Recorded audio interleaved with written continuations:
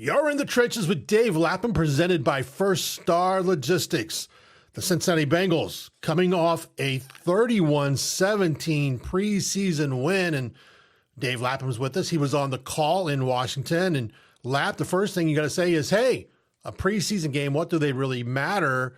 But the Cincinnati Bengals, really the last time I remember a positive coming out of a preseason game was a tie, I believe, against the Falcons a couple years ago. And then I think the last win was all the way back to 2021, I believe, when they beat the Rams in preseason. So, yeah, it's good to have a win, but we got to see some things maybe we wanted to see. And what was your takeaway? We'll kind of go back a little bit. We weren't able to catch up right after the game. But talk about what you took away from preseason game number 2. Well, Dave, the main thing is they got the win. A victory. That's what it's all about. You play to win the game. That rings true at any era. And the Bengals hadn't had a preseason victory in a couple of years. 0-3, 0-2-1. So the sweet nectar of getting a victory is something that everybody on the football team was glad to have.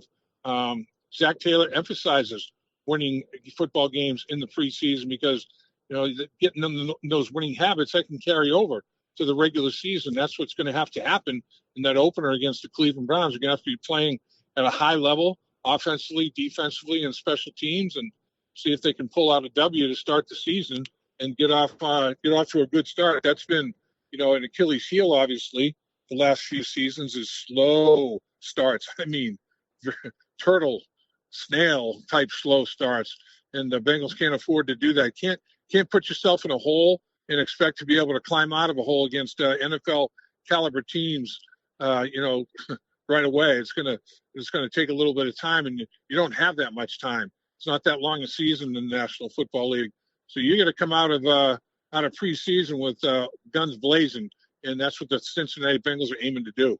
Joe Burrow went 9-14 for 62 yards and a touchdown, and a lot of people were holding their breath when he went out for that third series, especially after being sacked, even though there was a penalty. I posted at the time on X during the game, this is what Joe likes. Having covered his career, high school, college, and now NFL, I think in his mindset, he wants this fast start. He knows if the Bengals get off to a fast start, we're going to make the freaking playoffs. And he wanted that, and he wanted a challenge. Now, he understood, Chase, go sit on the side. I need to get some work in with the guys in case one of you guys go down, and that's what he talked about in his presser after the game. I thought it was a smart move on his part, even though I understand the consequences. You take a risk every time you step on the field, but that can happen in practice as well. Yeah, there's no question. And, Joe Burrow, I think the big thing, the big takeaway there is, like he said, you know what, I may be playing with some of these receivers. God forbid I have an injury in the early part of the season to one of my big weapons. What am I going to do then? I'm not going to pack it in. We're not going to do that. We're going to run our offense. We're going to do the things that we do well. And that's the reason that these players are going to make the football team. They're going to help us in that regard. So, I think it was a smart thing for Joe Burrow to do. He wanted to do it. He wanted to get reps, meaningful reps with players that he may be playing with, due to injury or other reasons, God forbid. And it's wise, he has to know what to expect from them when the bullets start flying for real. And he knows what to expect from Jamar Chase and T. Higgins and Mike Gesicki and players of that caliber. He doesn't know what he's going to get from some of these other receivers that Tinsley and people like that he's just now starting to get a relationship and a rapport with. You mentioned Mitchell Tinsley. You want to talk about a guy who kind of, hey, here's my case. If I'm not going to be on the Cincinnati Bengals, somebody is going to sign me. Big game, 5 catches, 73 yards, 2 touchdowns.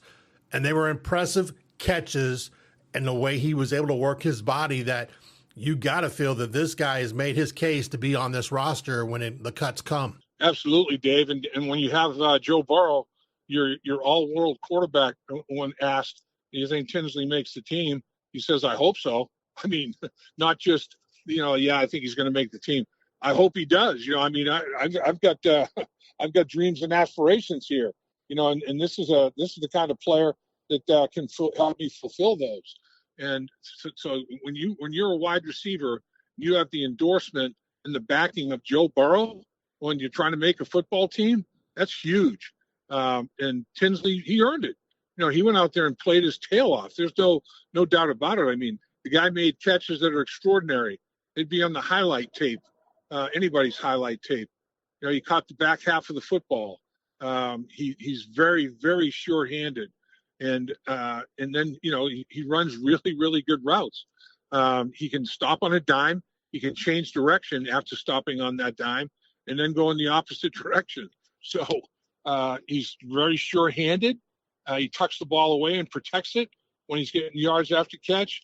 He's fundamentally sound. He's been coached really well, it looks like, and he's got the talents. He does. He's got a skill set that fits the National Football League, and that's saying something because, you know, to play in the NFL, you have to be at the top of everything that you need to do physically at the highest level possible to be a success in the National Football League. That's what Tinsley wants to get done. You're in the trenches with Dave Lapham, presented by First Star Logistics. First Star Logistics is one of the fastest growing companies in Cincinnati. They're looking to expand their brokerage department by hiring individuals wanting a fast-paced career in the logistics industry. Visit firststarlogistics.com for details on how you could join the team at one of the top places to work in Cincinnati. Lap, when we sit there and, you know, a lot of talk, Dalton Risner visited the Bengals, left the building, no deal. They did not sign him. He's visiting other teams. And as we've talked about before, and we talked prior to doing this recording, you get to the point now where you're getting ready to go into the final week of preseason games. Then cuts are going to start taking place. There's a reason Dalton Risner is still sitting out there, not on a team. And that the other thing I look at is who gets cut. You may find a better player than Dalton Risner gets cut by somebody and looking for a chance to come to Cincinnati. Yeah, that's true, Dave. I mean, it's a competitive environment. It's the best players in the National Football League all trying to make it into that league. And, you know, there's only so many teams, only so many roster spots, only so many offensive line roster spots. So, you know, as teams are making those final cuts, there may be a guy out there that somebody decides to let go, that the team that let him go has plenty of depth at that position, say guard or center or interior line combined, where it was like he's a pretty high caliber player, but he got caught in a numbers game and he got let go. Well, hey, the Bengals need some help at the interior offensive line position, center and guard, and you know, they're not as deep as the team that let this player go are at those positions. So the Bengals are like, hey man, we can upgrade. You know, let's pick this kid up. Let's sign this guy. So yeah, there's going to be some jockeying, some roster position jockeying, and going to be going on as you get ready to finish the preseason and get into the first regular season game in the National Football League. And you know, Risner is going to be in that mix. I mean, he's still out there, so he's going to. It's not going to be a slam dunk that he'll end up anywhere. You know, I mean, you have to see what kind of competition he's going to have at the guard position when the next few days wind down in training camp and players management and ownership make decisions on players like we're talking about. There may be a bunch of them out there, not a bunch, but a good number out there that you can choose from and make a good selection. Lap, we talked about stacking positive results. Dylan Fairchild, I feel, did that in game 2. He was able to stack another game onto his resume that he belongs in the NFL. And Lucas Patrick, we talked about being a veteran, played a little bit better, acceptable, but then the injury, whatever the injury may be, how long he's out, that's yet to be determined. But Patrick turned it around, had a better performance. And you have to sit there and start saying, at some point in time, you want this offensive line to mold and gel as a group. And maybe going into the season opener against the Browns, these are the 5 guys that they've kind of gelled and got together as long as Patrick can go when the bell rings. Yeah, I think you're right. I mean, I think as the clock keeps ticking and the days keep passing by, you want to have reps with a group of guys that you feel confident can go out and execute what you want to get done for that opening of the season. You want for that season opener.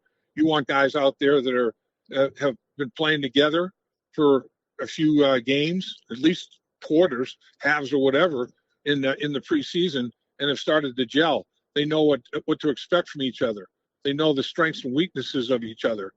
They know when when a teammate needs some help and when he doesn't. All these things are important. So yeah, it's going to be interesting to see. But I do agree with you. I think Fairchild is a player, and Fairchild, he played at a high level, and he was an All-American at Georgia. I mean that's a hell of an accomplishment. Georgia plays a great brand of football in the SEC.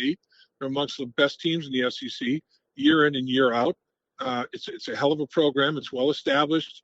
It's put a lot of players into the National Football League, and offensive linemen are included in that group that have gone into the National Football League and performed well. And Fairchild, he's built for it.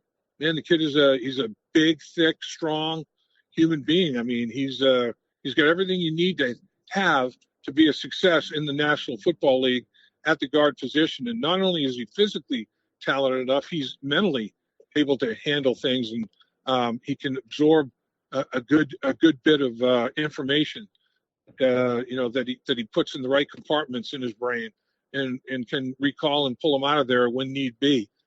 So I think that there's a very, very, very strong chance that he'll be lining up at the left guard position. As exciting as the Bengals offense is, we have to say the defense, totally different story. Al Golden has to be pulling hair out with the way this Bengals defense starts games, the first two preseason games. And again, the Commanders come out and, boy, they're able to move the football. The thing that concerned me the most was the Daniels touchdown, when you had Jordan Battle had a clear shot that hit Daniels and with some physicality, and it just wasn't there. And that concerns me more than anything else. Yeah, I agree. I think the defense obviously is the number one concern, Dave. There's no doubt about it. And the Commanders did what others have done to the Bengals in scrimmages and in preseason games. Big plays. They've got a propensity to give up the big play, and that's not something to be proud of. That's not something you want to be known for. I mean, there are huge gaping holes in the defensive front when the opposition is running the football. I mean, it's just what is going on? Is it like somebody's not fulfilling their responsibility in terms of gap control? Is somebody just trying to freelance and be a hero and make a play that really he's not designed for him to make, but he wants to try to be a little bit of a selfish football player and rack up some, oh wow, how about so and so? He probably made the team with that performance. No, what the coaches are looking for is 11 guys that will play their gap control responsibility and play it with the fundamentals and techniques that they're being taught, that everybody believes in organizationally, coaches and players alike, and protect their area on the football field and make sure that nobody abuses it. No offensive team comes out there and takes advantage of where they're supposed to defend and help the defense win football games. And right now, too many breakdowns. And I agree with you. I bet Al Golden is ripping his hair out by the root. He's got to be frustrated as all get out. And I know he's got much higher expectations from his defensive football team than they're performing with right now. Lap, before we let you go, we got to talk about, this is the final week of basically training camp. We get ready for the upcoming preseason game, the final preseason game, as the Bengals will host the Indianapolis Colts at 1:00 on Saturday. What's the mindset of a player who, man, he feels he's right there? I'm about to make this team. That dream can be taken away in just a heartbeat. Yeah, there's no doubt. It can be taken away by the heartbeat of a knock on the door, and it's the Reaper and he's getting you, and he's going to take you down and to the general manager, and you're gone, you're cut. And everything was going so well, and then all of a sudden it's not. That can happen. But and part of the reason that it happens is, like we're talking about, teams let players go. They're strong in a position group, and they let players go. And then a team that's out there that wants to scour the waiver wire for a position to improve a position where they're dramatically weaker, I mean, they'll jump on that player. I mean, that can happen. It's a competitive environment. It always has been, always will be in the National Football League. And then, of course, the other thing is you want to, escape injury. You don't want to have injury in the last preseason game. All of a sudden, the light, the flame in the candle gets put out, and you're on injured reserve, or you're maybe not on injured reserve, but you're out for an extended period of time, and that sets you back. And then all of a sudden, you got to start from square one when you come back, and get a bunch of reps under your belt and practice and see if you can earn your way back onto the football field and get some playing time. So yeah, you can never take anything for granted in the National Football League. That's one thing that you got to learn very, very quickly when you go to your first training camp. I know I did, and Paul Brown, his big thing was, don't think you know what you don't know, because you don't know. You don't know what we're thinking. You don't know what position coaches are thinking. You have no idea about any of it. Go out there and perform. You take care of your business. Let us take care of our business. And that's the key to success. That's the key to success in the National Football League. There's no doubt about it, Dave. Lap, one of the things we don't know is, when will Trey Hendrickson be signed to that extension and get him off of street clothes and into a uniform and on the field? A lot of talk out there about trades. I think from everything everyone's saying, and Trey included, hey, we've agreed on money. It's just a matter of the final terms. And that can be sticky because you start getting the agents and lawyers and all that involved into it, and how things fit with a team, especially the way the NFL does it with guaranteed money, where you got to put that money in escrow. Some of the things people put out there with trades, I just don't see happening. One of them was the Raiders being a possibility of trading for Trey Hendrickson, and the person said, "Oh, the Bengals will be happy with a player and a third-round pick." As a fan, I would be totally upset if it's a player. Now, you give me Crosby, maybe, possibility. Yeah, but at the same time, I don't see the Raiders getting rid of Crosby, and I can't see the Bengals being willing to take a third-round pick and a player for Trey Hendrickson. That's why it's so difficult to make trades in the National Football League. When's the last time you saw a trade of significant magnitude involving players that are well-established and still have years left in their NFL careers, swapping franchises? I mean, it's, and they're not going to trade Trey Hendrickson. You're right. I mean, it's terms and conditions. It's how much of a signing bonus are we talking about? What are we talking about in terms of deferred money? Those type of things. It's, incentive clauses based on quarterback sacks. I mean, he's 17 and a half sacks for 2 years straight. What led the league 1 year amongst the league leaders another? 35 total sacks in 2 years leads the NFL. That's unbelievable. I mean, that you have to account for that. You have to pay the man for that type of performance somehow. And that's probably, those are the kind of things that are being bandied about right now. So it's going to be interesting. It's going to be to see how the final contract terms and conditions do unfold. But I would be stunned. It would be a total surprise to me. I mean, I'd be floored if they part with Trey Hendrickson. There's no way in my mind I can justify that. I think Bengal fans would go crazy. I think teammates would go crazy. 17 and a half sacks, led the league 1 year, was amongst the league leaders another. 35 total sacks in the last 2 years, is the league leader. You can't part with a guy like that. That's productivity in a statistic, in an area on the football field that you have to have a high level of performance. And he's given it to him.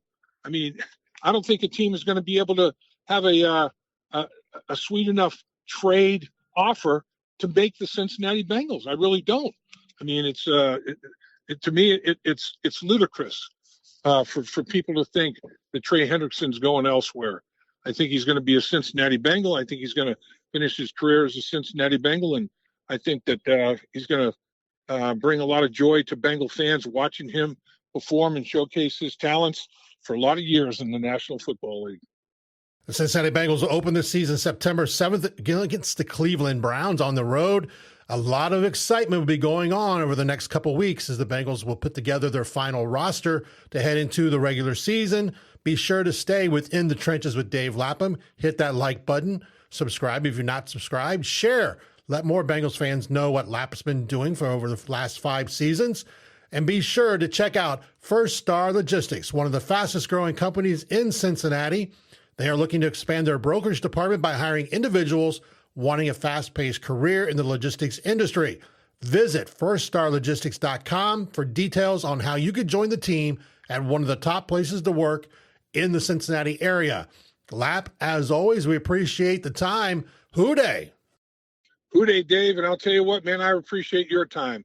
Everything you said about what we've done the last 5 years is very, very true.